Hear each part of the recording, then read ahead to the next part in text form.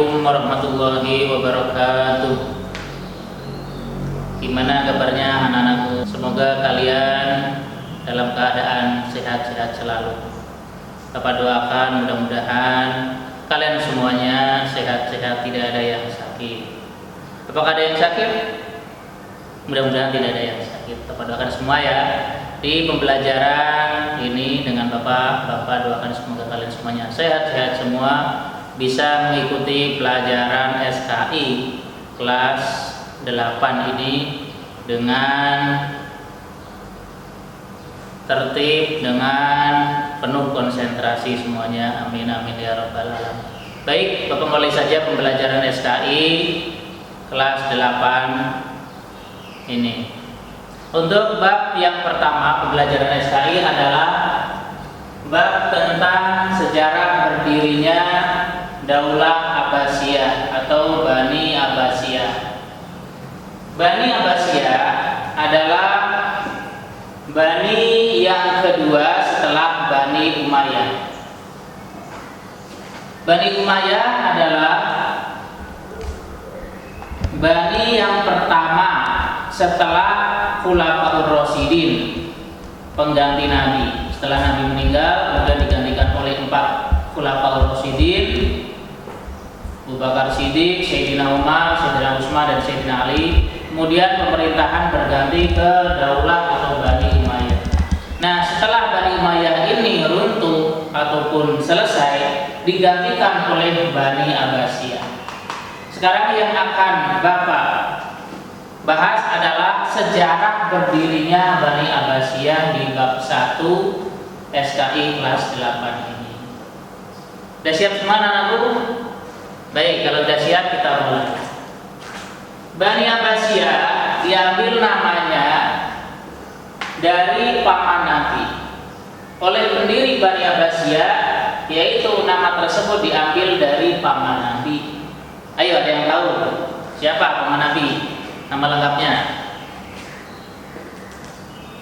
Oh, nggak ada ya? Oh iya, betul. Yaitu Sayyidina Abbas bin Abdul Muthalib, paman Nabi. Sayyidina Abbas bin Abdul Muthalib ini adalah paman Nabi. Tujuannya kenapa dinamakan pakai paman Nabi? Supaya ada ikatan emosional antara masyarakat orang-orang Islam dengan keluarga Nabi, yaitu Sayyidina Abbas bin Abdul Muthalib. Itu tujuannya. Kemudian Bani Abbasiyah berdiri ceritanya setelah orang-orang Islam melihat keterpurukan atau kemunduran Bani Umayyah yang berjalan beberapa tahun. Umat Islam ingin bangkit kembali, ingin meraih kejayaan. Caranya adalah harus diganti nih Bani Umayyah. Karena Bani Umayyah, keturunannya, raja-rajanya, khalifahnya ini sudah mementingkan urusan dunia lagi. Kemunduran, kemajuan umat Islam, pengetahuan umat Islam mundur. Nah, yang terjadi adalah sejarahnya dalam 3 kota, yaitu kota Hamimah, Kufah, dan Khurasan, yang semuanya berada di Irak, Baghdad. Hamimah sekitar Syam. Ini tokoh yang utama adalah Muhammad bin Ali. Muhammad bin Ali ini dia merencanakan rencana gerakan untuk menggulingkan Bani Umayyah. Dibikinlah kota Hamimah ini adalah pusat rencana gerakan. Di kota yang kedua, yaitu kota Kufah, dibikin pembentukan opini. Apa itu pembentukan opini? Yaitu membuat opini-opini, kabar-kabar yang disebarluaskan. Ibarat sekarang mungkin kabar-kabar lewat WA group, di Facebook, di Instagram.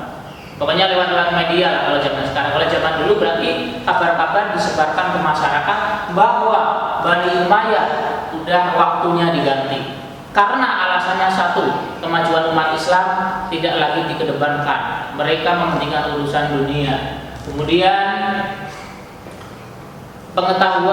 ilmu pengetahuan umat Islam terjadi kemunduran.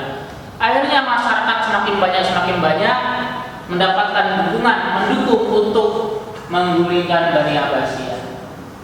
Di dalam kota yang ketiga yaitu kota Khurasan, masih di sekitar Irak juga, dijadikan penyebaran opininya dan pembentukan kekuatan. Tadi Kufah adalah pembentukan opini, Khurasan dijadikan penyebaran opini. Nah, dari kedua inilah terbentuk kekuatan besar dukungan untuk mendirikan Bani yang baru, yaitu Daulah Abbasiyah. Kemudian Muhammad bin Ibrahim di dalam beberapa bertahun-tahun mengajak masyarakat membuat dukungan-dukungan, mengumpulkan massa. Ternyata dalam perjalanannya Muhammad bin Ali wafat pada tahun 125 Hijriah atau 742 Masehi, digantikan oleh anaknya yaitu Ibrahim bin Muhammad. Nah, Ibrahim bin Muhammad menggantikan ayahnya Muhammad bin Ali yang berada di kota Hamimah sekitar Syam. Ibrahim bin Muhammad semakin gencar, semakin bersemangat melanjutkan misi perjuangan ayahnya. Di antaranya adalah mengangkat Abu Muslim Al-Khurasani sebagai panglima yang ditaruh di kota Khurasan karena Ibrahim bin Muhammad berada di Hamimah. Sambil berhubungan, ibarat sekarang mungkin lewat WA. Gimana perkembangannya? Ayo. Nah, terus dilihat seperti itu. Semakin lama banyak dukungan yang mengalir kepada Abu Muslim Al-Khurasani yang berada di Khurasan. Namanya Abu Muslim Al-Khurasan ini. Dengan mendapatkan banyak dukungan, akhirnya seorang panglima Abu Muslim Al-Khurasani ini bisa mengganti gubernur dari Bani Umayyah yang berada di Khurasan, menggeser. Nah, bisa mengalahkan gubernur di Bani Umayyah. Kemudian Abu Muslim Al-Khurasani dia selalu melaporkan perkembangan tentang kemajuan berdirinya Bani Abbasiyah kepada Ibrahim bin Muhammad. Dari situlah semakin lama semakin besar dukungan kepada Ibrahim bin Muhammad dan Abu Muslim Al-Khurasani. Setelah terjadi Abu Muslim Al-Khurasani menguasai Khurasan, Kufah dan Hamimah, akhirnya diangkatlah khalifah yang pertama Bani Abbasiyah, yaitu Khalifah Abul Abbas As-Sofa.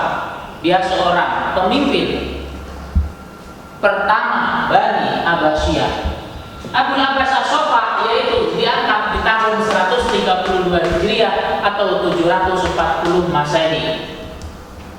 Setelah diangkat, yang pertama kali dilakukan dengan mendapatkan dukungan yang besar itu, dengan melihat kekuatan yang besar oleh Abul Abbas As-Sofa, akhirnya dia menyerang khalifah terakhir Bani Umayyah yang bernama Marwan bin Muhammad.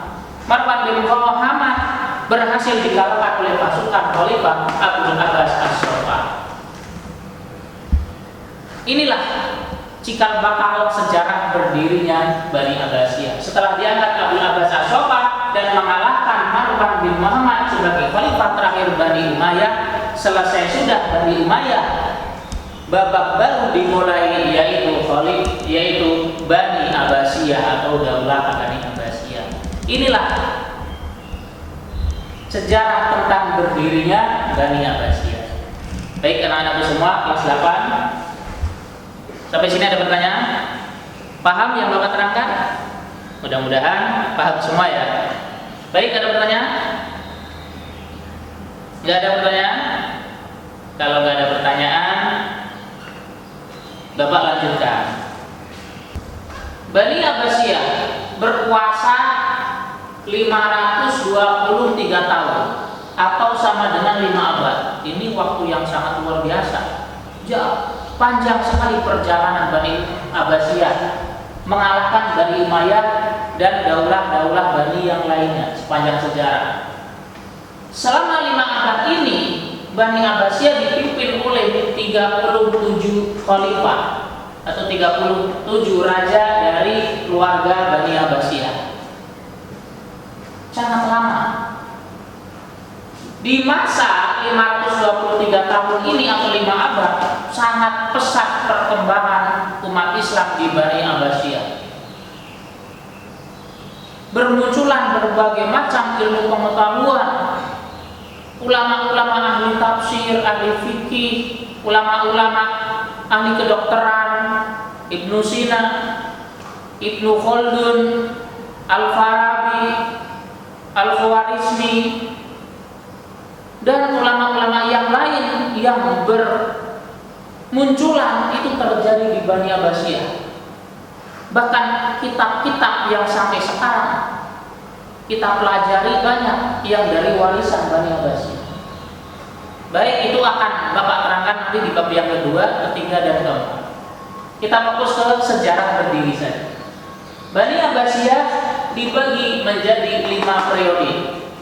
Selama 523 tahun atau 5 abad dibagi menjadi 5 periode. Periode yang pertama adalah periode pengaruh Persia atau Iran dan sekitarnya. Ini yang mempengaruhi pemerintahan Bani Abbasiyah berjalan. Setelah pengaruh Persia yang pertama, kemudian periode yang kedua adalah pengaruh Turki pertama. Pengaruh ini apa sih? Yaitu pusat kendali pemerintahan dan juga orang-orang yang berkuasa yang mewarnai pemerintahan Bani Abbasiyah adalah pengaruh Persia, pengaruh Turki. Nah, agak ke Eropa-Eropaan. Pengaruh yang ketiga adalah pengaruh Persia yang kedua, kemudian pengaruh Turki yang kedua, dan yang keempat adalah bebas pengaruh. Maksud bebas pengaruh adalah Bani Abbasiyah bisa mewarnai, bisa menjalankan pusat pemerintahannya, yaitu tanpa adanya kedua pengaruh ini, yaitu pengaruh Turki dan pengaruh Persia. Inilah perjalanan berdirinya Bani Abbasiyah yang berjalan atau selama 523 tahun dipimpin oleh 37 khalifah selama 5 abad. Baik, bab yang pertama tentang sejarah berdirinya Abbasiyah. Ya, anak-anakku paham semuanya? Paham tuh? Ya, mudah-mudahan kalian paham semua ya yang Bapak terangkan. Baik. Nah, Bapak akan sampaikan bab kedua selanjutnya, yaitu para ilmuwan Muslim yang berkembang di masa Bani Abbasiyah, yaitu ada ahli kedokteran Ibnu Sina, Al-Farabi, Al-Khwarizmi. Kemudian muncullah ada Imam Syafi'i, Imam Hambali, Imam Hanafi, Imam Maliki. Nah, itu di masa Bani Abbasiyah. Nanti bab yang ketiga tentang para khalifah-khalifah yang memimpin di Bani Abbasiyah, dan juga di bab yang selanjutnya adalah tentang puncak pemerintahan Bani Abbasiyah, kemajuan ilmu pengetahuan di masa Bani Abbasiyah, dan bab yang keempat dan kelima terakhir tentang kemunduran Bani Abbasiyah. Nah, baru yang di semester keduanya akan dibahas tentang Bani Ayyubiyah, yaitu menggantikan Bani Abbasiyah dan Bani Fatimiyah. Baik, mudah-mudahan apa yang Bapak terangkan kalian semuanya bisa paham. Mudah-mudahan, amin ya rabbal alamin. Baik, ada pertanyaan? Ya, kalau nggak ada pertanyaan, ya Bapak sarankan kalian tidak hanya melihat atau mendengar keterangan dari Bapak saja, tapi kalian bisa buka YouTube, ketik sejarah berdirinya Bani Abbasiyah. Kalian ketik juga tentang kemajuan Bani Abbasiyah. Ketik juga, lihat apa aja sih yang terjadi di Bani Abbasiyah. Itu zaman sekarang mudah, tinggal dibuka YouTube-nya. Nah, ini pengantar dari Bapak sejarah tentang berdirinya Bani Abbasiyah. Selanjutnya kalian bisa menonton di YouTube. Sejarah bisa membaca di Google dan lain sebagainya. Zaman sekarang lebih mudah. Oleh karena itu kalian jangan berhenti di keterangan Bapak saja, cari di YouTube, Google tersebut. Mudah-mudahan kalian mendapatkan ilmu yang bermanfaat. Amin ya rabbal alamin. Baik, ya, sampai di sini pertemuan dengan Bapak. Kita akan bertemu lagi di bab yang kedua dan seterusnya. Mudah-mudahan Allah memberikan umur yang panjang dan Bapak doakan kalian dalam keadaan sehat-sehat selalu. Amin amin ya rabbal alamin. Cukup dari Bapak, minta maaf yang sebesar-besarnya apabila ada kesalahan. Wabillahi taufiq wal hidayah. Wassalamualaikum warahmatullahi wabarakatuh.